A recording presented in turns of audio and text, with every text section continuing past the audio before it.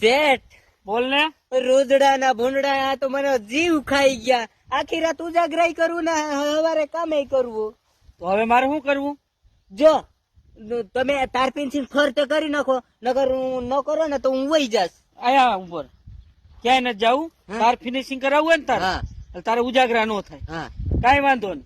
હાલ આપણે તાર ફિનિશિંગ વાળા ત્યાં જઈ આવી. અમે બે મુરતિયા પોગી ગયા ધ્રોલ થાંભલા લેવા. શેઠ ને કીધું રામ રામ. આય ભાઈ કે રામ રામ. મેં કીધું હારા કરીને થાંભલા તાર બતાડજો અને ઉજાગરા થાય છે અને ખોટું બધું રેમણ ભમણ થાય છે. મને કે હાલો ચેક કરી લ્યો. આપણે તો શું છે થાંભલા ખોડવા એટલે બધું ચેક તો કરવું પડે ને, કે માલ કેવો બને, શું કાંઈ કેવી મજબૂતાઈ છે. ખેડૂ છીએ એટલે આપણે ચેક તો પેલા જ કરી. ઓ આ થાંભલામાં કેટલી જાતના તો તાર નાખે જોઈ લ્યો. આમાં કદાચ ખૂટીઓ માથા મારે ને તોય નો તૂટે. શેઠ ઉભા રહી ગયા છે.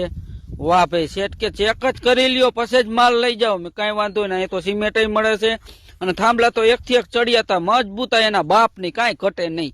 પાછા જો મીટરની ટાંકી જોતી તો એ મળે છે, ખાલી ટાંકી જોતી તો એ મળી જાય તમને. ભાઈ તાર તો જો એવા મજબૂતાઈ છે કદાચ ભૂંડડા રોજડા માથા મારે ને તોય આ તાર નો તૂટે.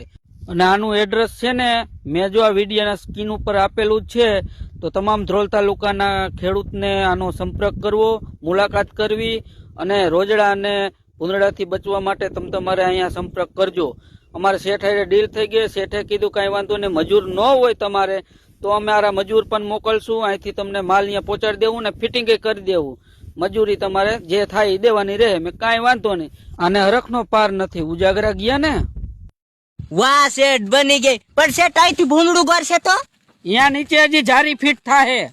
વાહ તો ઉપાધિ ને ઉજાગરા ગયા. ઉપાધિ ગઈ નથી, તારે ઉપાધિ વધી ગઈ. કેમ? 50% ભાગ તારે દેવો પડશે. કેમ દેવું પડે? તારે ઉજાગરા નડતા હતા, મને નહોતા નડતા.